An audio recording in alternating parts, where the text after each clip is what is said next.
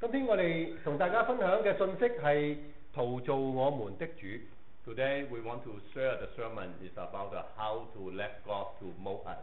台灣有一個嘅富翁叫黃永慶曾經講過， In Taiwan, there's one rich tycoon. He said that 佢話一斤嘅火柴價值都唔夠一個仙， he said that a match does not worth a dime. 但係佢話一棟嘅房子可能係價值數百萬。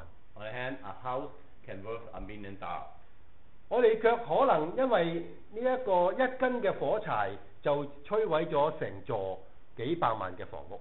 But on the other hand, one single match can destroy the whole house. 可見呢微不足道潛在嘅破壞力，若果一旦燃燒起嚟， But you can see that even a tiny thing can destroy the whole thing. 佢可以讓任何嘅建築物受到破壞。 A single match can destroy any building. 如果你睇過嗰啲嘅即係玩呢一個嘅骨牌我哋要搭100萬張骨牌，可能需時1個月。 You may see that some of the games are like build a domino, and they take up 1 million pieces to build a domino. 但係只要你推冧一幅，咁就幾秒之後即係嗰100萬張骨牌就會冧晒。 It take a long time to build that domino, but if you just take out one piece of the card, and then in just a few seconds, the whole domino will fall apart. 要累積一個成功嘅經驗，可能需要幾十年嘅一啲嘅時間。 You might take about 10 years in order to build your experience, build your life. 但係要令佢倒閉嘅話，可能就係一個錯誤嘅決策。 But all the success can be destroyed by a single mistake. 要修養呢被尊敬嘅一個人格，可能需要一個好長時間嗰個嘅磨練。 It might take a long time to build your character. 但係一個人格嘅破產，卻可能因為發生咗一件事。 The character also can be made by a simple mistake. 因此呢一個嘅富翁佢就話：一根火柴其實代表啲咩呢？ Therefore, this rich tycoon, he simply want to say that this match, what does it mean here? What is symbolic for? 佢話就係嗰啲無法自我控制嘅情緒。 This match represents those self-indulgent behavior, lawless behavior. 不經理智判斷嘅決策， They use the irrational mind to make a decision, 冥頑不靈嘅個性， using their stubbornness to take over their own. 嗰種嘅合益無情嘅心胸。 Those the envy, the heart, the envy the other people. 佢話讓我哋能夠真係去檢視下我哋內在嘅生命，究竟有幾多支呢啲嘅火柴。 Therefore, he simply tell us that try to self-examine ourselves. How many matches, this kind of matches inside us. 當一個基督徒佢相信耶穌基督嘅嗰一刻開始，佢嘅生命裏頭就重生了。 Those people, they become a Christian at that moment. They born again. 佢應該係 new life again. 屬於神嘅兒子。 They are belong to God. They are children of God. 基督應該係住喺佢嘅內心當中。 And the Christ should be inside their heart. 因此聖靈就開始去塑造你嘅性格。 Therefore, the Holy Spirit will start to mold their behavior. 但係我哋好清楚咁睇見喺聖經嘅裏邊，好多我哋稱之為屬靈嘅人物嘅當中，我哋都見到即係出現一啲好大嘅問題。 But at the same time, in the Bible, we read a lot of people in the Bible. They even considered as a spiritual leader, but they fell, and they have a lot of bad things sin against God. 我哋相信都係同即係上述所講嘅所謂火柴性格有關。 I think all those situations relate to today we talk about the match, the symbolic, what kind of problem they have. 聖經提醒我哋信耶穌嘅人應該係一班君尊嘅祭司。 In Bible, they try to remind us that we're the royal priest in God's kingdom. 喺神嘅國度當中，我哋係從呢一個嘅黑暗罪惡而召喚出嚟嘅一群人。 We are received the Christ. We are saved from the darkness. 而聖經就話，當我哋嘅生命，我哋好清楚知道，我哋被召喚出嚟係為咗要敬拜神，要服侍神。 As the reason the Bible told us that is we are called to serve Him.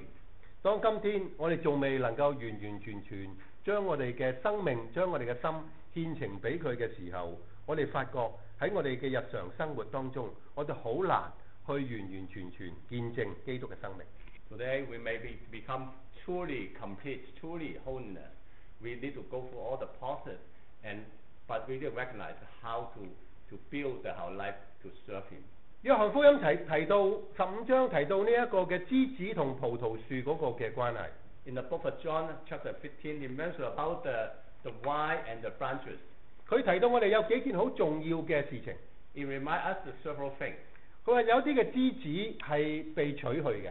He mentioned about that some branches will be taken away, 會被燒去嘅。will be thrown into a fire furnace. 但係有啲嘅枝子咧係會被修剪嘅。 But some of the branches will be pruned.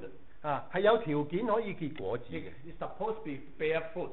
另一方面，耶穌又講到一個撒種嘅比喻。He also talked about how the sower sow the seed. 有3種嘅種子，因為落喺唔同嘅土壤當中而出問題。 3 different types of seeds, they fall into different situations. 有啲咧被困住嘅。 Some of them can be choked, some can be fall into bad soil. 有啲咧被荊棘咧嚟到攔咗佢成長。 Some of the seeds will fall into the soil, have been choked. 有啲咧呢個太陽一出嚟嘅時候就曬乾咗啦。 Some they fall into the ground did not have a deep soil. Therefore, once the sun come out and the seed will die. 唯有嗰啲嘅喺好土嘅當中而佢能夠生長30倍、60倍同100倍。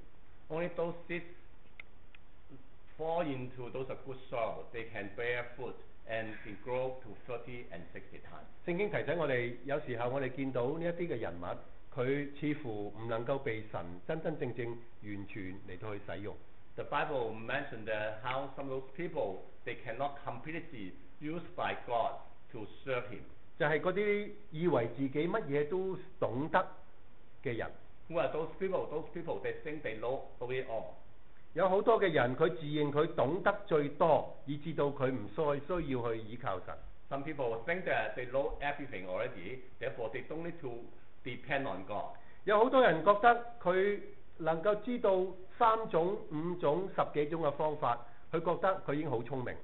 Some people say that I know several ways, 5 ways different, all different ways, therefore it's good enough. 但係好多人係因為裏邊內心嗰種嘅傲慢、嗰種嘅驕傲嘅緣故，以致到佢唔願意去跟從神。 But at the same time, the pride of the person can really take him away from God. They're not willing to follow God. 大家記得呢個掃羅王嗎？舊約嘅， You remember in the Bible, King Saul, 佢藐視神嘅命令， he contemns God's decree. 佢冇完完全全執行神嘅命令， He did not follow everything God told him to do. 佢留下嗰個嘅王呢一個嘅外邦嘅王，同埋嗰啲上好嘅老物。 He kept the best from what he captured. 第二方面，過咗10幾年之後，佢冇完完全全覺得去依靠神，佢就因為見唔到呢一個嘅撒母耳嗰個嚟到嘅時間，自己親自嘅獻上呢個嘅祭物。 And at the same time, 10 years later, when he was prepared the battle, but he did not follow God's decree. He did not wait for the prophet Samuel come here to start the offer, to start the burning offer, and he did it by himself. 先知撒母耳好清楚咁講出佢嘅問題。 And Samuel really clearly point out his mistake. 佢話你做咗糊塗事啦，你冇遵行耶和華所吩咐嘅命令。 He said that you did the very foolish thing. You did not follow God's command. 佢話若果遵行嘅話，耶和華必在以色列當中堅立你嘅皇位，直到永遠。 He said that if you follow God's command, God will give you the kingdom. God will establish your kingdom over Israel for all time. 掃羅有好多嘅理由嚟到去同呢個先知對話。 Saul had a lot of excuse to argue with Samuel. 佢話唔係啊，係百姓咧想留低上好嘅供物咧去獻俾耶和華。 He said that while it's the people want to keep those good things and later on to give a sacrifice to God. 佢又同撒母耳講，佢話唔係啊，我見到咧敵人咧完完全全咧已經擺晒陣啦。我驚咧我再唔獻祭嘅話咧，神咧唔與我同在。He said that he need to go ahead to do the burning offer. The reason is all the enemies gathering already, and therefore we have to go ahead to get the protection from doing that. 其實最大嘅問題唔係呢一啲咁嘅所謂理由， The key issue is not all these excuse, 而係佢內心嗰種嘅驕傲，嗰種嘅不願意去倚靠神嗰個嘅心。 all because of his own pride, and he did not want to rely on God. 以至到掃羅同埋佢嘅家庭付上咗極沉重嘅代價。 Therefore, his family, his kingdom, he himself pay a heavy price. 第二種咧，我哋見到聖經講咧係一啲咧好即係限制神嘅人啊。 And the other thing is that there is some people, they ultimately don't want to follow God's authority and want to limit God. 有啲人話咧，我知道咧神咧我要服侍神嘅，不過咧上帝咧唔會派我去嗰啲咧即係寒冷嘅國家，因為我怕凍。 Because I know that God wants me to serve, but not God also know that I'm afraid cold. Therefore, God won't send me to the cold country. 又或者有啲人就話咧，我唔能夠離開我嘅家庭㗎，因為咧我離開我嘅家人嘅話咧，我啲家人就會心碎㗎啦。 At the same time, maybe I give excuse say that I cannot leave my family. If I leave my family to serve God, and my family will be broken apart. 另外一種就話咧，我嘅生意咧而家做得幾好嘅，以至到咧我而家咧唔可以抌低我嗰個嘅工作咧去服侍神。 At the same time, maybe we say that I have a pretty good business right now. I cannot just put it down, put it away, and then follow God to serve Him. 我哋睇落去咧就好似咧耶穌講嗰幾個比喻咁樣。 And when you look at these examples, you will remind us about some parable Jesus Christ had gave to us. 我買一塊田，我要翻去處理下。 And I have some field to work on it. 我買一對牛，我要翻去試下。 I just brought a pair of cows, therefore I need to take care of them. 我哋睇見美國嘅社會裏邊咧，騎牛都係一種運動嚟嘅。 And today you can see that even people try to ride on the cow, it can be like a sport. 但係呢啲都係理由嚟嘅。 All those is the reason for people don't want to follow God. 我哋其實只係限制咗神喺我哋生命當中嘅工作。 If we truly limited God's mission, God's work. 聖經點樣講提醒我哋啊？ And how Bible remind us that? 佢話我實實在在嘅告訴你們，人為神嘅國撇下房屋、妻子、弟兄、父母、兒女，沒有在今世不得百倍，在來世不得永生的。 And the Bible to remind us that say, no one who has left home, or a wife, or a brother, or a sister, or a parent, or children for sake of the kingdom of God, will fail to receive many times as much in this age, and in the age to come eternal life. 第三種我哋見到嘅大多數嘅情況嘅人係心懷二意嘅人。 And third kind of person is that they are double-minded people. They have a divided heart. 喺路加福音記載咗一個嘅年輕嘅財主。 In book of Luke, he mentioned about the one rich guy. 當耶穌同佢講説話嘅時候，哇，其實係好愛佢嘅。 And when he talked to Jesus time, he said that he really loved Jesus. 因為佢一生緊守呢一個嘅律法， Because in his whole life, he followed the Ten Commandments. 但係佢似乎對永生個把握唔太明白。 But he cannot for sure he can get that eternal life, inherited eternal life. 但係耶穌睇見佢內在生命裏邊最大嘅問題， But Jesus right away spot out the key problem inside him. 究竟金錢重要定係上帝重要？ The question is, which one is more important, the money or God? 耶穌挑戰佢，將佢嘅財產完全奉獻。 And Jesus Christ charged him, said that, give up all your property, just follow me. 聖經就話呢一個人憂憂愁愁嘅走了。 And the Bible just mentioned about that this guy right away turned sad. 主耶穌唔係真係想要為難佢㗎， Jesus Christ did not mean want to trouble him. 好多人都係想雙贏。 A lot of people, they want to have both. 一方面喺世界上邊能夠賺到最盡， In this world, they want to earn the all. 然之後一方面又想喺天國裏邊賺到最盡。 On the side, at the same time, he wants to get it all in this heaven. 呢種計算實在係太過化算啦。 This kind of calculated reason is simply just too much. 但係天國裏邊卻唔係咁樣運作， But our heavenly kingdom is not operated like this way. 因為聖經提醒我哋盡心、盡性、盡意、盡力去跟從上帝。 But the Bible reminds us to follow the Lord the our God with your heart, your soul, and your mind. 第四種人係嗰啲常常懷疑上帝嘅人。 And the fourth type of people, they are really always doubtful person. 有好多人覺得即係好多事情、好多聖經上所講嘅嘢，佢哋唔能夠完完全全嘅接受。 All those people, they really cannot fully accept what the Bible says. 甚至佢話：我哋其實即係冇錯嘅，因為聖經裏邊就有多馬呢個人物。 Because he even find excuse say that we are not wrong. Because even in Bible, one of the disciple, like Thomas, have be doubtful. 多馬就係嗰個懷疑，即係究竟上帝耶穌基督有冇復活嘅嗰個門徒。 Thomas is really have a doubt about wonder if Jesus Christ really arrived. 但係弟兄姊妹，多馬嘅懷疑係喺耶穌基督呢一個嘅未顯現之前，但係多馬能夠真係經歷到嗰位復活嘅主，佢嘅生命就改變咗。 But remember that when Thomas had those doubtful situation is when before he truly saw Jesus, but after he saw Jesus in front of him, he right away turned his life to a different way. 我哋深信多馬見到耶穌之後，佢好相信記得耶穌所講嘅説話：若有人跟從我，就當捨己，天天背起佢嘅十字架嚟跟從我。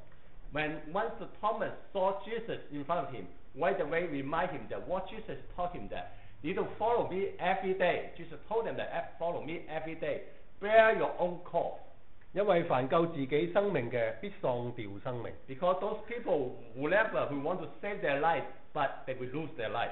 凡為我喪掉生命嘅，必救了生命。 Whoever lost their life for me, they will save it.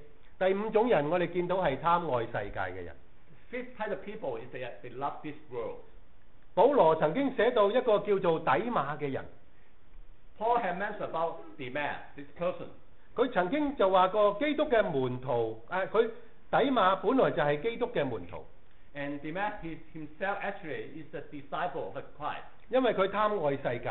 But he loved the world. 喺保羅最需要嘅時候，卻離開保羅。 When Paul really need him at that time, he left Paul. 提摩太後書嗰度話：你要趕緊地嚟我呢度，因為底馬貪愛現今嘅世界，就離棄我往帖撒羅尼迦去了。 The book of the second Timothy, he mentioned about that. Paul wrote that. He said, "Do your best, come to me quickly, for Demas because he loved this world, he has deserted me and gone to the Thessalonica." 保羅提醒即係叫提摩太快啲去，因為底馬離開咗佢。 He wants Timothy come as soon as possible because Demas left him. 因為保羅好需要同工， Because he needs a co-worker work with him. 喺宣教嘅事情上面好需要一同合作嘅人。 In the mission, he needs the people to work together to serve. 但係因為底馬貪愛世界，以致到提早離開呢一個嘅宣教工場。 Because Demas loved the world, that he left early. 弟兄姊妹，我哋睇見今日好多時候喺呢個神嘅角度裏邊，我哋能夠持守一個永恆嘅價值，我哋真係知道上帝對我哋嘅愛，給予我哋嗰種嘅恩典嘅時候，我哋相信好多人都願意喺神嘅角度當中參與侍奉。 When we recognize that in God's kingdom, we to persist, continue to move forward, to keep this the truth, walk on this path, and recognize that this is the way to serve God. 但係上帝亦都提醒我哋，今天如果我哋對世界嗰個嘅專愛，我哋對財富嗰種嘅不離不棄嘅話，對我哋嗰個嘅屬靈生命將會係一個極大嗰個嘅傷害。 But at the same time, God to remind us that if we still continue to love the world, love the thing we cannot give up, and we cannot have that spiritual growth, cannot really truly serve Him. 喺聖經裏邊，我哋睇見即係耶穌基督曾經講過一個好嚴厲嗰個嘅警告。 In Bible, they really mention one thing. It really gives a serious, very severe, important lesson to people. 佢話人只要差遣使者，將一切叫人跌倒同埋惡嘅，從佢國裏邊挑出嚟。 And they say that it's the Son of Man will send out his angels. They will rid out of his kingdom everything that caused sin. 丟在火湖裏，在那裏要哀哭切齒。and they will throw them into the blazing furnace, where they will be whipped and garnished and of teeth. 那時義人在佢嘅父國度裏邊要發出光嚟，好似太陽一樣，有耳可聽就應當聽。That the righteous will shine like the sun in the kingdom of their Father. Whoever has ears and let them hear. 弟兄姊妹，我哋睇見喺聖經裏邊嗰班願意忠心為上帝服侍嘅人。Brother and sister, you can see that some people they really faithful to serve God. 舊約有一位嘅人物叫做尼希米。And in Old Testament, there's the person we know that is Nehemiah. 佢係嗰啲被擄去到呢一個嘅喺呢一個嘅外邦服侍嘅一個嘅猶太嘅居民。He's a Jewish. He served in the Gentile kingdom. 但係佢喺政府裏邊有一份好嘅差事。He has a pretty good job as a cupbearer in that kingdom. 佢已經有良好嘅生活。He has a pretty good life there at the time.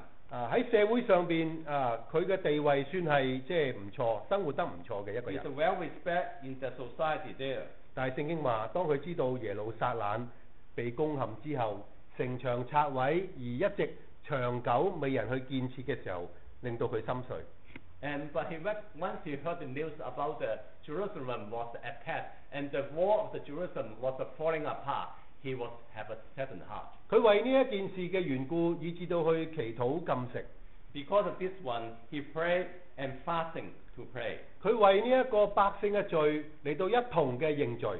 He want to pray for the country, pray for the Israelites. He also want to pray for us of forgiveness for the sin the Jewish people had commit. 以至到上帝俾佢有呢一個咁嘅心志，能夠興起上嚟，為着呢個重建城牆嘅呢件事，讓佢得到呢一個嗰個當日嘅皇帝嗰個嘅公認。Therefore, God put His will in him. Therefore, to call him to come up to how to help to rebuild the Jerusalem there. 弟兄姊妹，當呢一個尼希米翻到去耶路撒冷參與呢一個嘅興建嘅時候，並唔係一個嘅所謂一帆風順嘅侍奉。When Nehemiah went back to Jerusalem, tried to rebuild the Jerusalem, the wall, it was not a smoothing head there. It's not an easy thing. 一方面佢要面對某啲嘅百姓用假見證嚟到去控告佢。At one time, even the local remnant, they tried to attack him using all the false execution. 另一方面佢又面對一啲外族隨時嚟到去侵襲佢嗰個嘅危險。At the same time, he is facing all the enemy around the cities to attack him. 佢哋嘅一班百姓願意齊心建造嘅一班百姓，一隻手要攞住鐮刀，另外一隻手就攞住呢一個嘅建造城牆嘅工具。He need to get all the people. At one hand, they holding the spear and to defend. And the second thing, he need to work and to build the wall of Jerusalem. 但係聖經話尼希米就係有呢種咁嘅心志，以至到最後整個嘅耶路撒冷嘅城牆得以被建立。Because he is faithful to serve God, eventually the wall of the Jerusalem can be rebuilt. 弟兄姊妹，當我哋翻到嚟睇翻教會，睇翻今日好多教會需要被建造嘅時候，我哋問自己，我哋求一個嘅尼希米嘅心志，抑或我哋只不過係好似一個底馬嘅心志呢？ Today we look at our church, look around how to build a church. Do we have the mind just like Nehemiah and just love the world, or like Nehemiah, how to have the faithfully to serve God, to finish the job God gives to us? 弟兄姊妹，今日我哋睇見教會好需要有人嚟參與領導，有人幫手嚟到去建造城牆。我哋仍舊地去計算呢一個代價，定係真係睇見神實在係願意我哋喺呢一個嘅教會嗰個服侍當中嚟到互相配搭呢？ Today the church requires leaders how to come together to serve his ministry.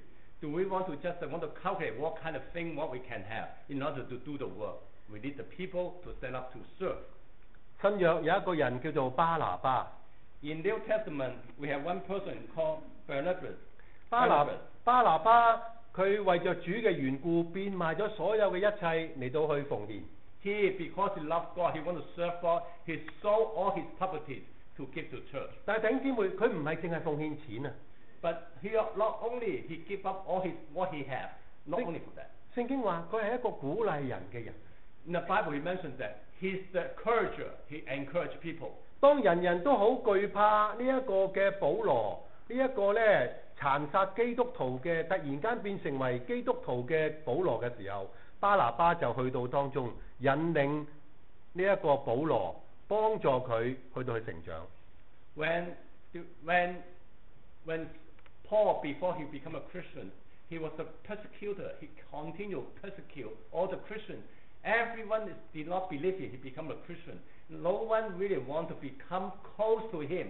But Barnabas, he went close to him to attack him. 巴拿巴願意同保羅一齊嚟到成為同工，將福音傳俾外邦人。Barnabas worked with him to they went out to do the mission with Paul together. 最後巴拿巴亦都帶住呢一個嘅馬可同埋佢嘅團隊嚟到去其他地方去侍奉。最終我哋睇見因着巴拿巴嗰種嘅忍耐，因着巴拿巴陪伴呢一啲嘅福音嘅同工，使到佢哋後來成為耶穌基督工作嘅好重要嘅嗰個嘅見證人。He not only went on the mission by himself, he also take along like Mark and John to serve the mission. Eventually, those people become the also critical person in the Bible. 提摩太係佢嘅家庭咧係有啲嘅即係特殊嘅，佢嘅特殊就係即係佢嘅家人係異族通婚，佢嘅媽媽係猶太人，佢嘅爸爸係希臘人。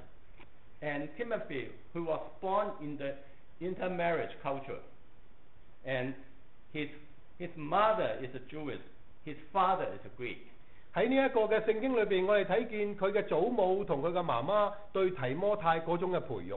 You can see that how his mother and grandmother how to raise him in the biblical way.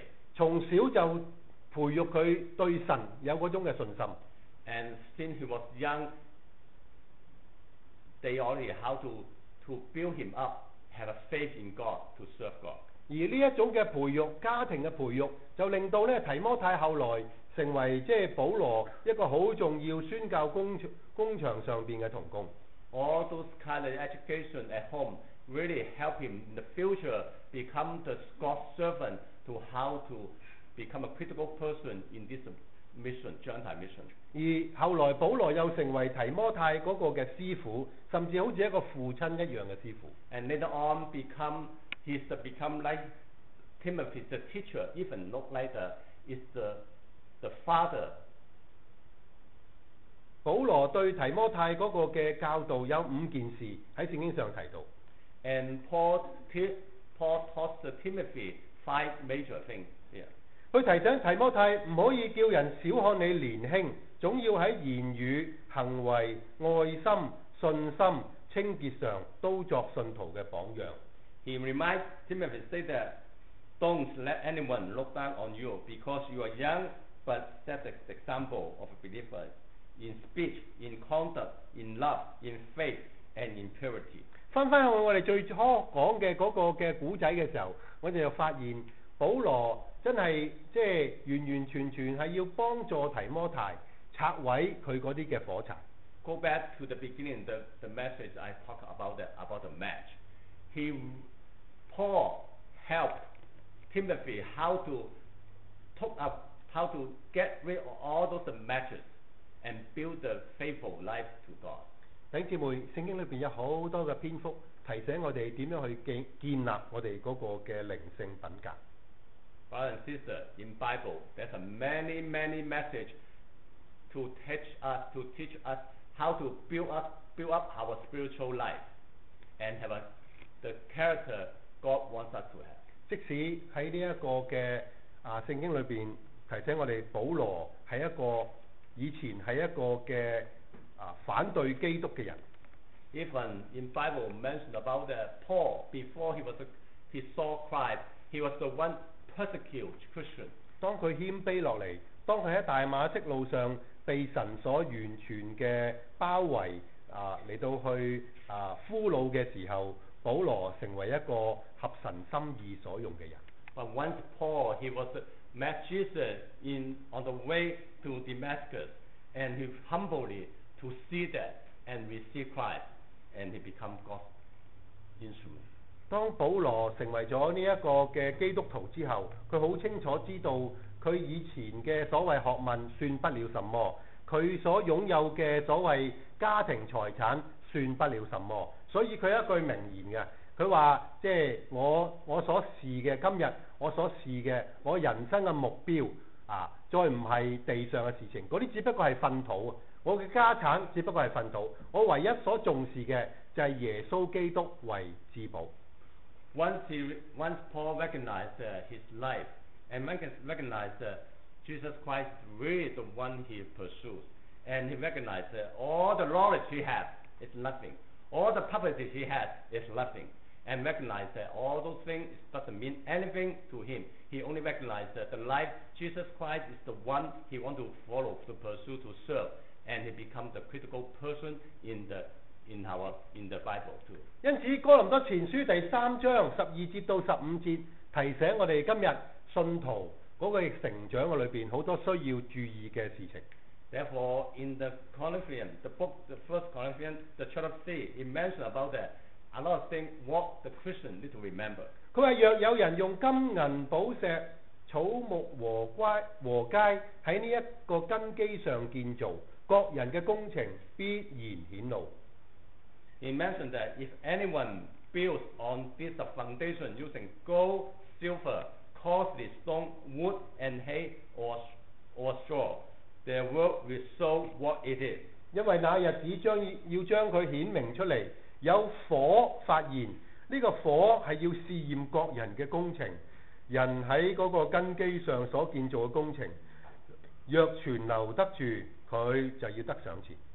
Because the day will bring it to light, it will be revealed with a fire, and the fire will test the quality of each person's work. If what has been built survives, the builder will receive a reward. 人嘅工程如果被燒，佢就要受虧損，自己卻要得救。雖然得救，乃像從火經過一樣。If it is burned up, the builder will be suffer loss, but yet will be saved, even though only as one escaping through the flames. 今天我哋嘅題目係神陶造我哋嘅神。Today the sermon is about our God is the one to mold our life. 當我哋喺我哋嘅成長基督徒生活嘅當中嘅裏邊，上帝一定會對我哋作出呢個修剪同埋塑造。During this process to grow, God will prune us. 接落嚟，我哋嘅問題就係、你願唔願意接受神嗰個嘅訓練呢？ The question is, are you willing to receive this training from God? 當我哋嚟到教會即係20週年呢一個嘅日子裏邊，除咗感恩之樂，除咗感恩之外，我哋究竟對神有一種乜嘢嘅心志呢？ In these 20 years, after this 20 years anniversary, what kind of attitude you have? Besides that, we have to be grateful to God, but what else we are facing to God? 我哋常常睇見舊約裏邊，當以色列嘅百姓，佢哋只不過係喺呢一個嘅曠野一路咁兜轉咗40年，直到佢哋嘅下一代先至能夠興起上嚟。Look at the Israelites. They're wandering in the wilderness for 40 years. They just wandering again, and they never get into the promised land until his next generation. They were able to get into the promised land. 我哋相信上帝唔係要我哋做呢種兜轉嘅工作。I believe our God does not want us just wandering around like that way. 佢係好希望將我哋嚟到去修剪，以至到成為嗰個嘅能夠結果子嘅嗰個嘅枝子。I believe He hopes, He wants to prune us, and therefore we can bear much fruit. 我哋好多時候以為我哋落在患難當中嘅時候係魔鬼嘅工作。A lot of time when we have a tough situation, we say that this come from the Satan. 但係弟兄姊妹，聖經好清楚俾我哋睇見，上帝對佢所愛嘅人係隨時會管教。But in the Bible also remind us that the ones he loves, he also will discipline. 因此，我哋翻嚟最初我哋讀嘅嗰兩段聖經。 Therefore, let's go back to the Bible verses we have read this morning. 聖經提醒我哋：我兒，你唔好輕看主嘅管教，被佢所責備，唔好灰心，因為主所愛嘅，佢必管教，又鞭打凡所收納嘅兒子。And say that, my son, do not make light of the Lord's discipline, and do not lose heart when he rebukes you, because Lord disciplines the one he loves. 凡我所痛愛嘅，我就責備管教，所以你要發熱心，也要悔改。 Those whom I love, I rebuke and discipline. So be earnest and repent. 結束嘅時候講一個嘅見證。Before come to end of this sermon, I want to give a testimony. 喺呢一個嘅香港裏邊就有一啲嘅醫生咧，佢哋係信主嘅，佢哋咧就願意咧係即係去到非洲咧嚟到做呢個嘅醫療宣教嘅工作。In Hong Kong, there's a group, the Christian doctor, and they went to the Africa to serve God there. 佢哋話嚟到嗰個地方嘅裏邊，佢哋面對嘅係好大嘅困難。When he said that when they go there, it's very difficult to serve there. 當佢哋食麵包嘅時候，就有好多豆豉嘅嘢嬲咗喺麵包上面，其實就係嗰啲烏蠅。And when they eating a bread, a lot of flies hovering the bread. 佢話試過有一次，當佢擘大口嘅時候，隻烏蠅飛入去佢個口度，然之後喺個鼻哥窿嗰度飛翻出嚟。And he mentioned that one time when he eating a bread, once he opened the mouth, the flies came into his mouth and then get out from his nose. 嗱，我哋相信咧，即係當我哋有咁嘅經歷嘅時候，我哋話：哇！喺呢啲鬼地方咧，我哋就幾大都唔會去。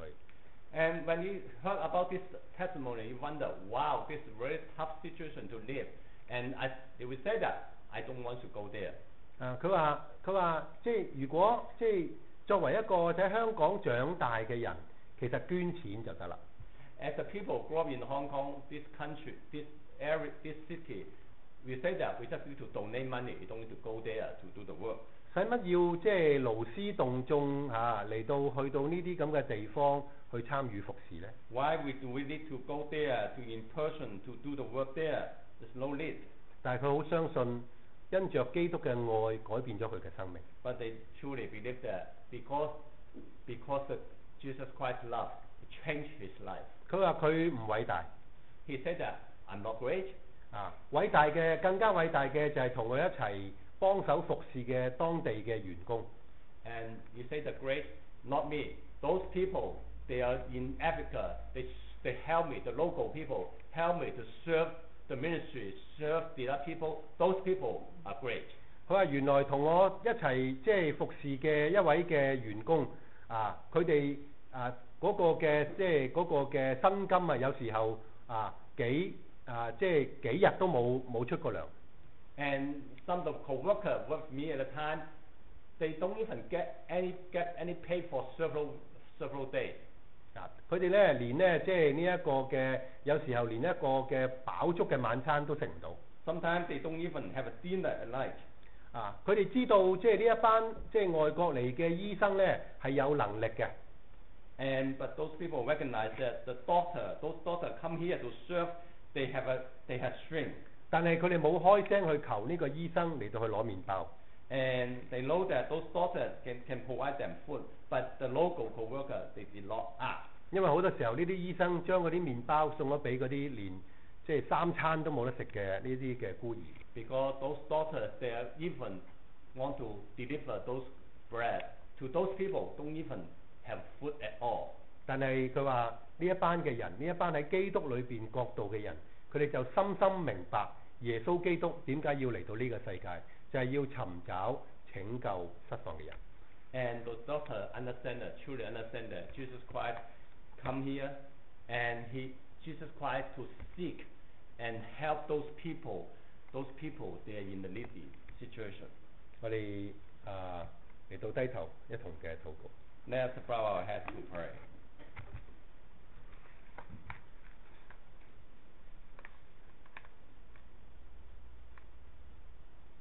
天父，我哋多謝你用你聖經嘅話語教導我哋。 Our Heavenly Father, thank you for use the Bible to teach us. 今日喺呢個世界角度當中，實在好多呢一個嘅貧窮，呢一個嘅殺戮，呢一個嘅好多嘅一啲即係令人可怕嘅事情喺呢個地上嚟到發生。 Today, there's a lot of killing and poverty around this world in every corner. 而你又提醒我哋作為信主嘅人，需要成為呢一個鹽，成為呢個嘅光。 But you remind us, we are Christians, need to be the salt and light.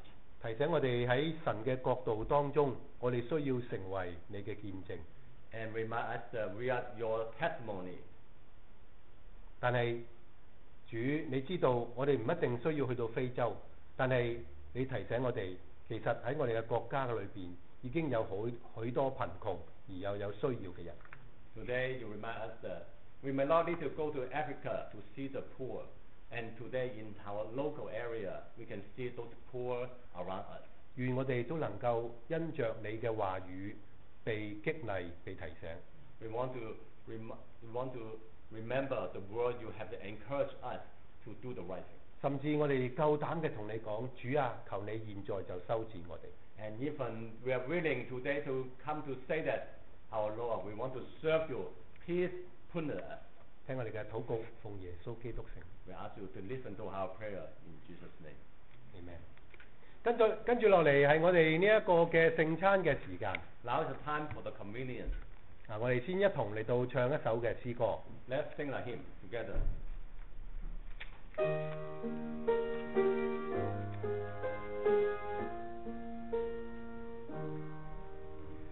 求你默永生亮為我心靈，正如你在當年海邊默永，願藉聖經話語與你相交，心靈渴慕尋得生命真道。 你是我永生亮，賜我生命。你話語是真理，顯明感人。我願每天與你同席相交，親愛主求我心愛慕真道。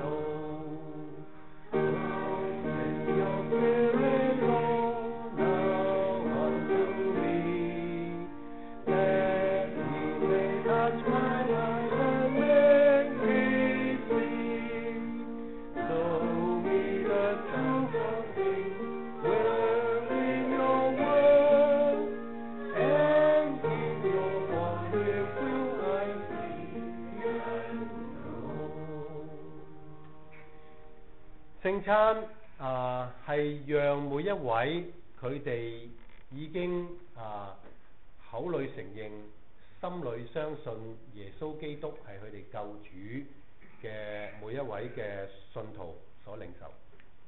Communion is for all those people.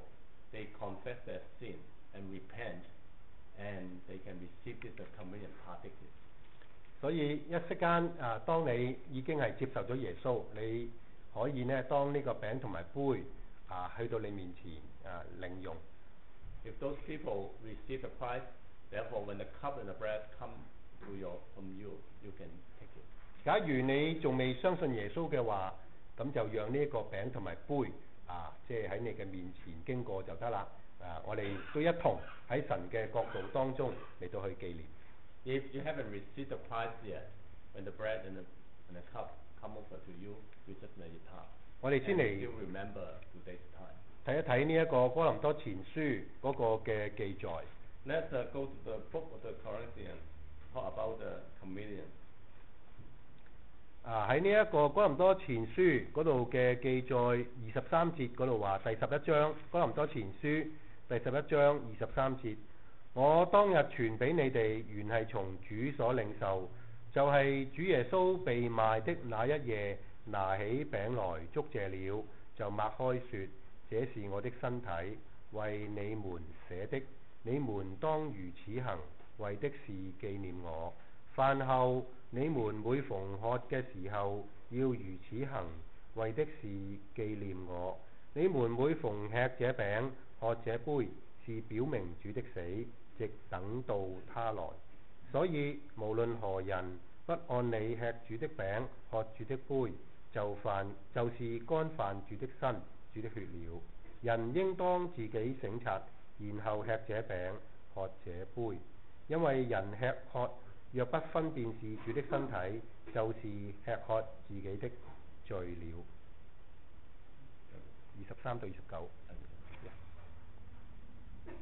For I received from the Lord what I so pass on to you. Oh, and the Lord Jesus, on the night he was betrayed, took bread, and when he gave the giving thanks, he broke it and said, "This is my blood, which is for you. Do this in remembrance of me." In the same way, after the supper, he took the cup, saying, "This cup is a new covenant in my blood, to do this."